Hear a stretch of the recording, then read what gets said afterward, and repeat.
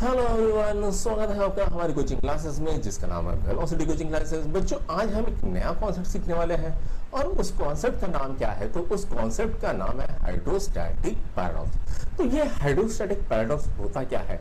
तो आइए इसका पहले कॉन्सेप्ट समझ लेते हैं। तो उसके लिए हम क्या करते हैं, उसके लिए हम 3 कंटेनर बना लेते हैं। ये मान लीजिए कंटेनर पहला हो गया, ये हो गया दूसरा कंटेनर और ये समझ लीजिए तीसरा कंटेनर है। ठीक, तीनों के शेप अलग अलग है। अब मैं क्या करता हूं, तीनों कंटेनर में सेम हाइट पे एक लिक्विड भर देता हूं। समझ लेते हैं वो लिक्विड कुछ होगा वाटर। ठीक, अगर आप देखोगे इस कंटेनर के अंदर मान लेते हैं मास है m1, इस कंटेनर के अंदर है मास m2 और इस कंटेनर के अंदर वाटर का मास है m3। तो बच्चों यहां पर जो फोर्स एक्ट करेगा नीचे की साइड में वो क्या होगा? वो होगा F1 और उसकी वैल्यू कितनी होगी? तो वो होगी m1 इंटू जी। यहां पर नीचे की साइड में जो फोर्स एक्ट करेगा उसको हम बोलेंगे F2 और वो कितना आएगा? वो आएगा m2 इंटू जी। अब यहां पर साइड में नीचे की साइड में जो फोर्स एक्ट करेगा वो क्या रहेगा? उसको बोलेंगे हम F3 और वो कितना रहेगा? वो रहेगा m3 इंटू जी। अब चूंकि तीनों के साइजेस अलग अलग है, शेप अलग अलग है, इसके कारण उसके अंदर लिक्विड भी अलग अलग आ गया है और उसके कारण उनका मास भी अलग अलग है। अब यहां पर अगर हम प्रेशर P1 देखें तो वो क्या आएगा? फोर्स पर यूनिट एरिया आएगा। ठीक, तो यहां पर P1 की वैल्यू कितनी आएगी? F1 अपॉन A1 लिख देता है। यहां पर P2 कितना आएगा? तो यहां पर P2 आएगा F2 अपॉन A2 और यहां पर P3 की वैल्यू कितनी आएगी? तो वो आएगी F3 अपॉन A3। क्योंकि तीनों के शेप अलग अलग है, इसके कारण तीनों का जो प्रेशर रहेगा वो भी अलग अलग होना चाहिए था। जैसे P3 is greater than P2 is greater than P1, लेकिन एक्चुअल में होता नहीं है। और इसी को हम क्या कहते हैं? इसी को हम कहते हैं हाइड्रोस्टैटिक पैराडॉक्स। क्यों होता है? क्योंकि ये जो प्रेशर होता है ये डिपेंड करता है इसकी हाइट के ऊपर, दूसरा ये डिपेंड करता है डेंसिटी ऑफ लिक्विड के ऊपर, तीसरा वो डिपेंड करता है एक्सेलरेशन ड्यू टू ग्रेविटी के ऊपर। तो P किसके ऊपर डिपेंड करता है? तो P डिपेंड करता है हाइट के ऊपर, दूसरा वो डिपेंड करता है डेंसिटी ऑफ लिक्विड के ऊपर और तीसरा वो करता है एक्सेलरेशन ड्यू टू ग्रेविटी के ऊपर। तो यहां पर अगर आप देखोगे तीनों भी लिक्विड कैसे थे? सेम थे, जिसके कारण उनका डेंसिटी भी सेम था और यहाँ पर ये तीनों की लिक्विड की हाइट जो है वो बिल्कुल ही सेम है, जिसके कारण यहाँ पर जो P1 बनेगा वो बिल्कुल एग्जैक्ट इक्वल रहेगा यहाँ P2 से और वो P2 बिल्कुल एग्जैक्ट इक्वल रहेगा P3 से। तो हमको क्या मिलता है? हमको मिलता है P1 is equal to P2 is equal to P3। इसी को हम क्या कहते हैं? तो इसी को हम कहते हैं हाइड्रोस्टैटिक पैराडॉक्स। एक्चुअल में मिलना चाहिए था हमें ये, लेकिन हमें मिल रहा है ये।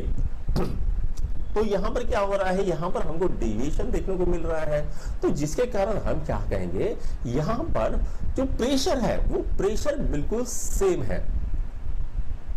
तो आइए इसके ऊपर एक एग्जांपल कर लेते हैं। तो मैं क्या करता हूं, सबसे पहले मैं इसको मिटा देता हूं, ये सभी चीजों को मैं मिटा देता हूं और क्या करता हूं, इसके ऊपर एक एग्जांपल तो करना है ना हमको। तो मैं क्या करता हूं, मैं 3 कंटेनर ले लेता हूं। मान लो ये कंटेनर है पहला, इसका हाइट समझ लेते हैं h और h कितना है? तो h समझ लेते हैं 50 मीटर है। दूसरा कंटेनर ले लेते हैं, दूसरे कंटेनर का हाइट समझ लेते हैं 30 मीटर। ठीक है, इसको हम नाम दे देंगे H2 और तीसरा कंटेनर ले लेंगे, तो तीसरे कंटेनर का हाइट बोलेंगे H2 और वो समझ लेते हैं 20 मीटर। तो हम ऐसा देखेंगे H is equal to H1 plus H2 हो रहा है। अब ये तीनों के अंदर में हम फ्लूइड को भर देंगे, पूरा टॉप तक इसको हम भरने वाले हैं। ये हमने भर दिया बेटा, राइट। अब यहाँ पर प्रेशर कितना है, तो इसका प्रेशर का वैल्यू होता है, तो वो होता है H रो जी। H कितना है, तो H है 50। डेंसिटी ऑफ वाटर कितनी होती है, तो वो होती है 1000 kg पर मीटर क्यूब।